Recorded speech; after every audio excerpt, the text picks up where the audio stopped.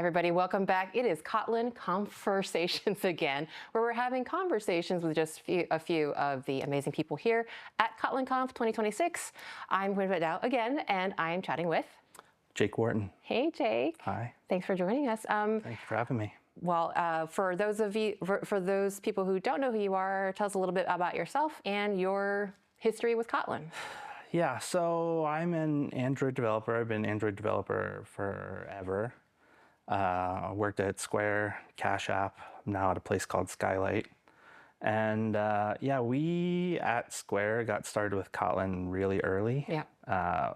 It was a pre 1.0. We were struggling with, the Java language, as I think all people were back in the Yeah. Java 7 days, and sort of the failings of the tools team at Google to modernize it. Yeah. And so, yeah, we looked at this thing called Kotlin, and I wrote a proposal, an internal proposal for us at Square to adopt this language. Mm-hmm. And so it listed the pros and cons, the risks, and it went through very quickly. And that doc I made public because there was nothing secret about it. Yeah. And that sort of took on. It made the rounds. Yeah. It did make the rounds. It made the rounds. And ever since then, yeah, it's, once we started adopting Kotlin, it's just been this ecosystem that's been really exciting and engaging. It's sort of this new landscape where libraries could be built, and then it had a bunch of offerings that Java didn't have, such as the ability to target your iOS code base or even your web code base. And so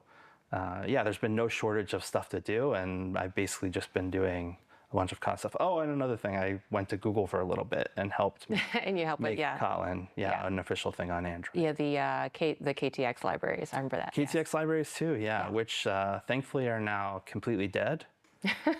But positively, because all the Kotlin stuff is actually now just merged into the regular libraries. So you don't need them anymore. It's a good engineer when they're happy that the code that they wrote has been dead and thrown away, because that just means hopefully good things replace it. It's like actually really funny. We're kind of walking around out here at the conference. They have banners saying it's been 15 years of Kotlin. I've also been doing Android forever, and it's kind of fun. Like right now, I/O is going on and all kinds of stuff, and it's really fun to think about. Was it 2017? 2017 was when the big announcement of like the first party support, and it was like a really fun time back then. I feel like I think before like this whole period of like, I know my engineering life, stuff like programming languages and stuff kind of felt like out of your hands kind of thing. Like you pick a platform that you work on because you got a job there or for whatever reason, and you kind of just deal with it, I guess, for the most part, with like the good and the bad. And I think Kotlin was like the first time I felt like, oh, people like this thing. Like people are excited about it. People like, I hate this word, but evangelize it or promote it rather. Mm-hmm. And it actually got pickup. And then like, you obviously like the doc that you wrote circulating, but then also going to Google, like a lot of people contributed to it being like first party support on Android, and of course now it's like hard to separate it out from Kotlin and Android, at least as an Android developer, is pretty intertwined. I think it's like pretty unique and been a pretty fun time actually. It's also like contrasts really interestingly with how Swift came about on iOS. Kotlin is this sort of like grassroots community movement that we sort of had this groundswell of support, and then eventually, the people who worked at Google felt the same things as they started using it, but it was really the community that made it so popular, and then ultimately led to it becoming the first party, supported language. Yeah. In contrast with Swift, where it was very much like, here's the new golden thing from Apple itself. Yeah. I haven't touched it. I did iOS way back in the day. I stopped right before Swift came out, so I have no idea what it's like. But I have a couple iOS people that I work with very closely, and kind of hearing, that the way they talk about Swift and this new thing in Swift came out, so it's breaking everything, so we have to fix it. It's like a different approach. I'm trying, like iOS fam, I'm like much love, not trying to like hate or anything, but it's like a very different approach. And I think even when I talk to them, they kind of still forget that, or they don't realize that Kotlin is a thing in and of itself, and not like a Google thing for Android. I can tell from the questions I get. And I think that if anything benefits us in a way also, but as you said, like it's a lot different, very community focused. I know for like 3 years when you would interview Hadi, he would stress that like Kotlin is not from Google, and it's not just for Android. It's for a bunch of different things.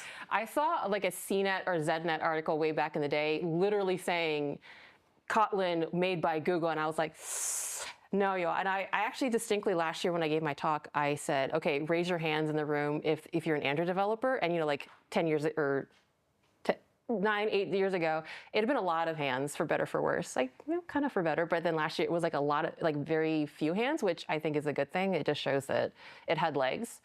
Speaking of actually things having legs, I think what's really cool also is KMP. I know and like again, as someone who's been around for a bit, the cross-platform, multi-platform story has been around for a bit. Like there's like different platforms and products that have success to some degree on mobile. It was a little sketchy for a bit with things like, what are, God, I can't even remember them more, like Xamarin? Xamarin, yeah, back in the day. Phone Gap or whatever was the other one. Yes, all that stuff. And I remember like, for the first like 5 years of my career, I'd be like, oh, that sounds amazing. You get into it and you're like, ah.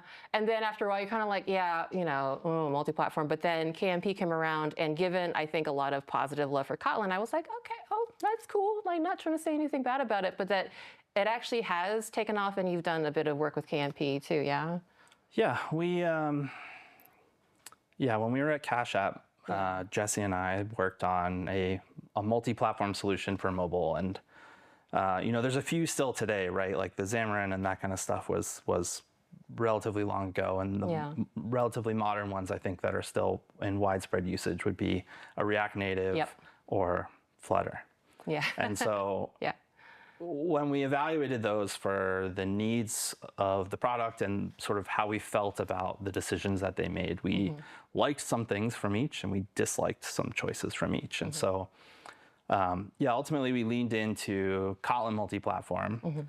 We leaned into Compose multi-platform, but not Compose UI multi-platform. So we were writing composables, but targeting the sort of native view systems of each platform. So on iOS, it actually rendered with UIKit and UI views. On the web, it rendered with, the DOM, normal HTML. And then on Android, it was views, but also Compose UI composables could be the front end. It was a thing that like one of the unique things about Kotlin multi-platform, in contrast to other multi-platform languages, is that how it compiles is different for each platform. So you target the web, you're getting JavaScript. You target iOS, you're getting like proper native code. You target Android, you're getting Java bytecode, which then runs next to in the Dalvik VM with all your other code. And so that I think is a huge advantage in contrast to like writing everything in Swift or C or Go or whatever, where you have this interop layer and these two different memory spaces that you have to deal with. And so, we made a bunch of decisions about our values. We wanted to honor our iOS counterparts that, shout out to them. We wanted them to be able to write Swift UI and UIKit and build the best UI for their platform and just have the back end sort of like business logic, presenter logic bubble up into the UI and have that part be shared. I always thought that was a great approach too, because I think before it, especially the promise of write once or whatever was kind of like a whole package where it's like it feels like it's doing most of the heavy lifting, but then it's all the little differences that get people. And again, no hate specifically to React Native people, but I hear that criticism a lot. Is like it gets you a lot of the way there, but then it's like that old thing, right? The last 10% is the hardest part, and especially for multiple platforms, that last 10% gets really dicey. And it's like the last 10% for X number of different platforms, but it feels like. It really seems like legitimately y'all really did want to not necessarily. How can I say, degrade the individual, as you said already, the individual platforms just to be able to have like the common business logic. And I feel like that's actually a different approach than what traditionally has been done with like multi-platform or cross-platform. Yeah. So ultimately that project was, I don't want to call it a failure, but they decided to not move forward with it after a couple of years. But I feel like we got a lot of good like open source libraries, and we pushed a lot. We started this 5 years ago. And so at the time, like JetBrains was just barely pushing on Compose multi-platform. And so they were the ones building, the runtime and all the artifacts and stuff. And we actually had to build a bunch of stuff ourselves because we were adding targets that didn't exist. Yeah. Flash forward to now, Google's building all of the targets for Compose runtime and a bunch of the other low-level libraries below Compose UI.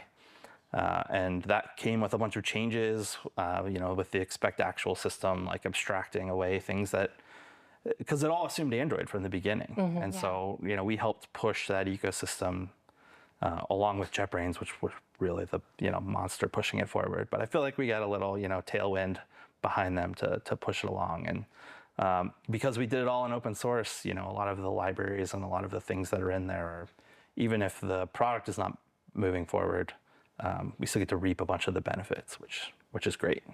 I think that's a really good segue, actually. How important, I guess the most basic B question would be, how important do you still find open source, and in particular, how important do you think open source has been to either Android or Kotlin with your pick? I mean, I personally think it's hugely important. Personally, it was a thing that allowed me to level up multiple times in my career. Yeah. Just not only from opportunity, from using the things that I've done in open source as a way to get, to get either a new job or meet new people or whatever, but also just to build cool things myself, even if that's, just for myself or for a product. Yeah. For the company that I worked for. And at least at Square and Cash App, like, we were very cognizant of the fact that we were building on tons of open source things that we got essentially for free without really, paying for in any meaningful way. And so, yeah, it's a reciprocity thing, at least in the early days. It was about, showing that we appreciate all the work that other people had done building things like, like Guava or, I don't know, all these other open source, certainly all the like Android and Linux and like, the really heavy hitter open source stuff. But it was a means of just being like, we know that we have this huge level up from all this stuff. And so the things that are not business IP, right? Everybody has the problem of trying to talk to a REST API, load images, wire dependencies in your app. These are like not problems that are specific to the product we were building at the time. And so it's not that much work to just put it out in the open. And then the benefits are almost, it's a bunch of intangibles, right? Like we had hired a bunch of people who would say things like, I found out about, you guys from your open source project, or I've seen you present about, how do you quantify that to like a business, to the people higher up? It's hard to sum all that up. And so, it pays dividends in the long run. And I think ultimately, a very recent situation, when you leave that place, that you build a bunch of things, if some of them are in the open, then you get to carry them with you. You get to reuse part of that work you've done. And so at least, somewhat selfishly, that's one of the reasons I also still strongly believe in building in the open is, the things that aren't IP to your company, then there's almost no downside to putting them in the open. All right, I'm gonna hop on the segue that you just set up for me and ask, okay, well, I know that, not too long ago, you and Jesse both left Cash App. What are you doing now? Yeah. We took some time off, each of us. Jesse's taking more time off than me, sort of. I'm very envious of him. I'm working at this company called Skylight now, which I said earlier on. They build a hardware device based on Android, runs an Android app, and it's sort of like the way they refer to it is as an operating system for the family. Yeah. So it has stuff like calendars, recurring tasks, chores, meal planning, activity planning, stuff like that. Yeah. And it's a wall-mounted or countertop device that you can essentially use to like remove a bunch of cognitive load from yourself as a family member trying to marionette whatever sort of household you have, keep your stuff in orders. And it's certainly focused on parents parents and kids. It's like a huge segment. And yeah, it's, it's just even though it's a hardware device, we're just building an Android app and I run it on emulator. So all that's, stuff that I've learned transfers and I get to apply it to, a fun new code base with fun new challenges. Like it. I kind of wanted to touch on something. I'm risking a spicy question, but why the heck not? So the elephant that's in the room for engineering these days in the last year has been, generative AI and stuff. And I think there's a lot of opinions about it. And I recently heard a fact that I kind of want to get your take on, especially kind of given what you recently said before about all the intangibles of OSS.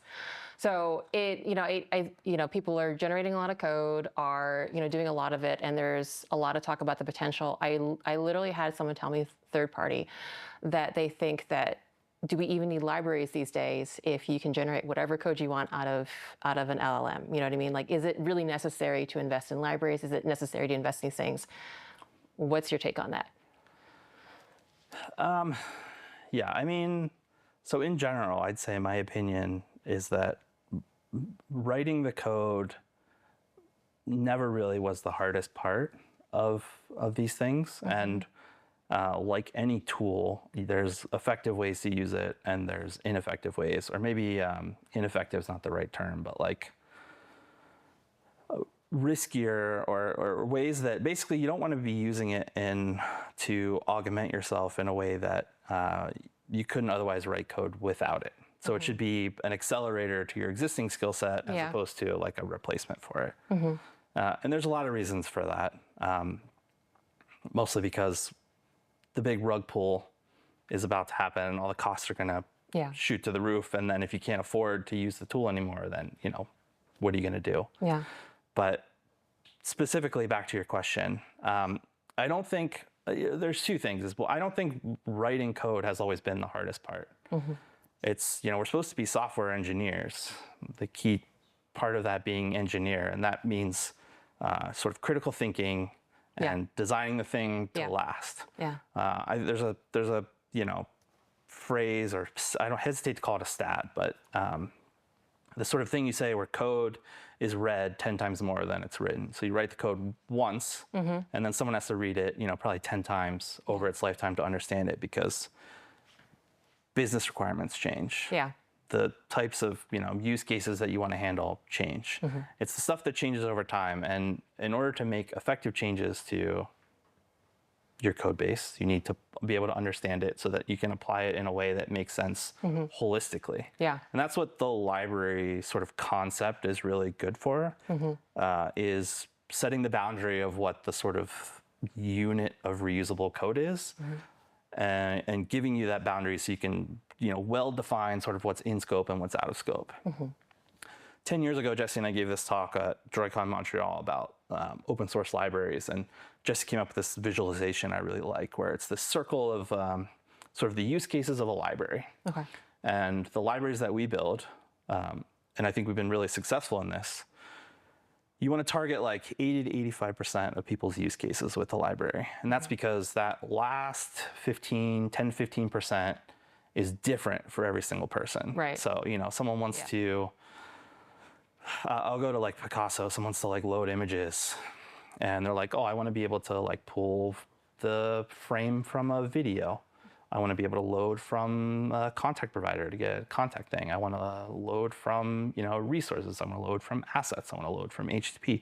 All these different, obviously HTTP is like one of the core use cases, but it's like these other things where some like 90% of people are like, yeah, I don't have to do that. Yeah. And you can put all those things in the library. Yeah. But you have that core circle that's the 85%, and then you have all these like overlapping Venn diagram like circles. Mm-hmm.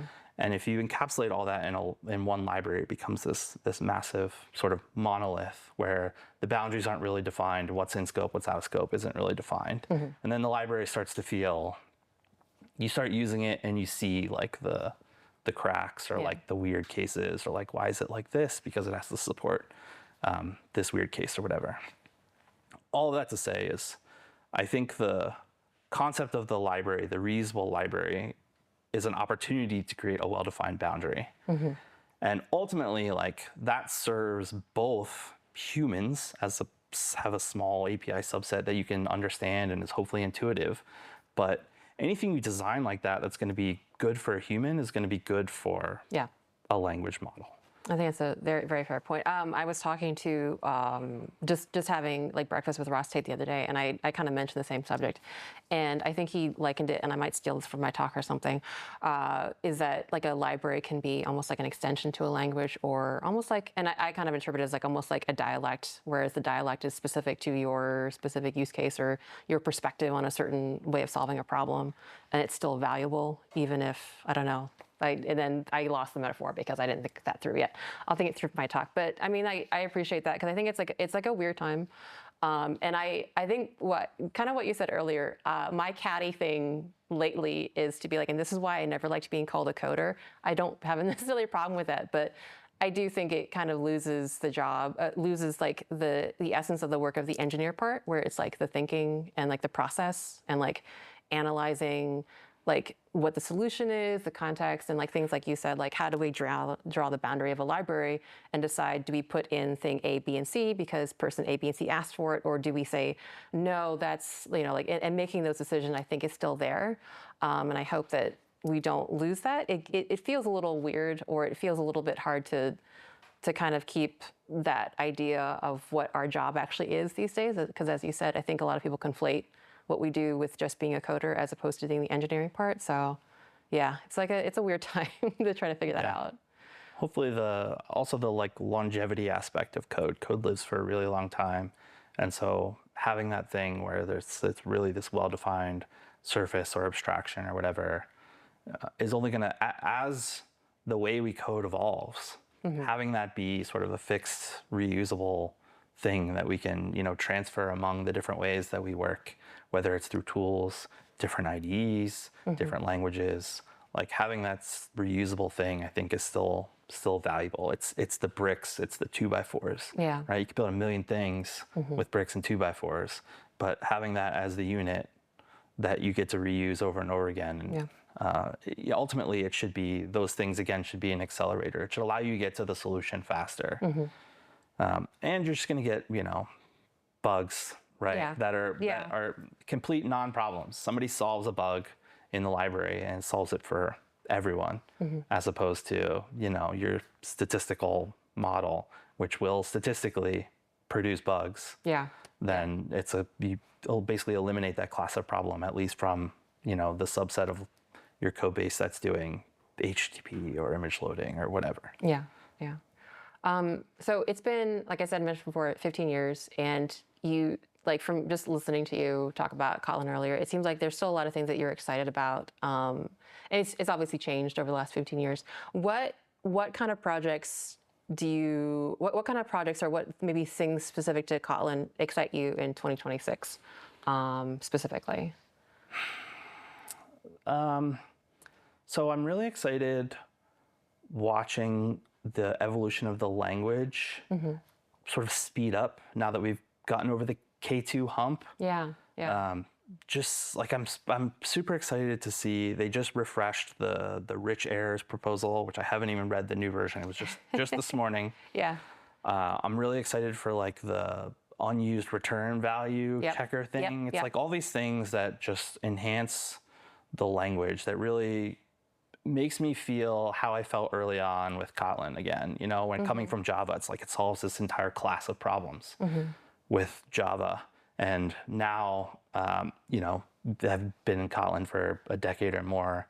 You see the places where there's like things missing, where there could be another solution. There could be something in the language that made that one part easier, or this class of bug that you keep seeing repeated over and over. And some of those things you can solve with your own tooling, with, you know, third-party tooling that you can pull in, but then seeing like the language be able to evolve in a way, and also sort of going back to what we said about Swift and sort of their breaking, you know, the new version, to do it in a way that's like incremental, where you can adopt these things incrementally. The error stuff, you know, replacing exceptions over time throughout your code base, the unused return value thing. All that stuff is being done. Another big one, I mean, this one's been out for a while, but the exhaustive when. by default. I'm talking about my talk this year, and I read the keep on that, and I was like, yeah. I just remember thinking they're never going to go for this. And then they did, and it was like... Yeah, and they note that a lot of these things are because of K2 and being able to make that hump, and it's pretty cool. Not to call out my iOS peeps, but I think it's weird because from their perspective, it felt like Kotlin's a little slower than Swift. I don't know if it's because it's so disruptive when you like just because again like the way that Swift updates is like fundamentally different than how Kotlin does, right? Because it is disruptive. Not necessarily saying that's a bad thing, but it's kind of like maybe you always feel like your hands on deck kind of thing. Like you have to pay attention. Whereas with Kotlin, because things do tend to be more considered and they pull in a lot of feedback, it feels slower. But it seems like even for you who have been watching the space for a long time, it still feels like very alive and like very engaged, I guess, question mark on that one. Like it actually is moving. Yeah. I guess it is what we're trying to say here. We definitely had a lull there. Yeah. With the whole K2 thing and getting people over that hump and libraries and compiler plugins and it wasn't that rough of a period, but yeah, you could sort of see that like the language and the libraries weren't evolving because it was like all hands on deck from JetBrains' perspective to like land that thing, that huge, however long, 5-year plus effort. And so, yeah, it's sort of like that's almost that. Maybe that's also why it sort of is reminiscent of early Kotlin days, because we were sort of stuck in the Java 7, Java 8 lull where like even the Java language wasn't evolving that much and we couldn't get it. And Kotlin was the new exciting thing, had all these things. And yeah, now you see all these language proposals coming in, all the standard libraries evolving. Yeah.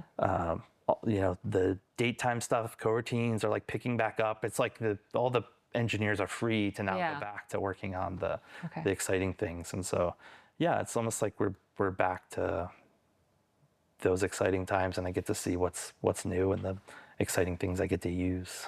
I did notice when I was researching exhaustive ones that even like in Java they have like pattern matching and all kinds of stuff now. So it's like the high tide lifts all boats kind of thing. Well, that's an interesting point that Java hasn't sat on their laurels, and I actually think their pattern matching is superior to what we currently have in Kotlin. Yeah. For a lot of the more advanced sort of cases where you're like extracting data from within the things you're matching over. And there's been some activity around, the Kotlin version of that. So hopefully we'll get there as well.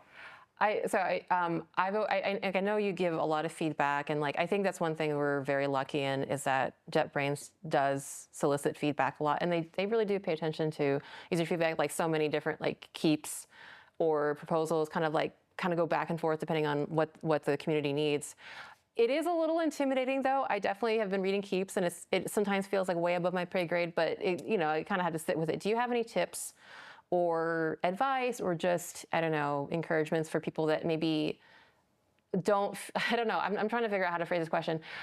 Do you have any tips for me if I wanted to maybe contribute more or just be involved but feel a little intimidated? Because a lot of it is, pretty deep stuff in regards to language design and compilers. Is there anything that I can take inspiration from or learn from to kind of be able to, I don't know, get into a mindset where I could constructively help out or give feedback? Yeah, the keeps definitely can be a little intense because they have to think of everything, right? They have to think of how it applies to how the compiler even like parses the syntax and how it compiles to each platform, what the underlying bytecode that comes out of something is, or in JavaScript or native, and how it ties into every other language feature. On the Kotlin Lang Slack, in contrast to the keeps, there's a language proposal and a language evolution channel where the conversations are much more like human and focused on like the problems that people are having and asking questions. And that's where I see a lot of more digestible. I could probably talk to you a lot longer, but I think we have to wrap it up. Thank you so much, Jake. If people wanted to find you on the internet, where can they do that? You can just go to jakewharton.com and that'll link out to all the places I am. All right. Well, thank you so much. And thank you guys. We will see you on the next one. All right. Thanks. Bye.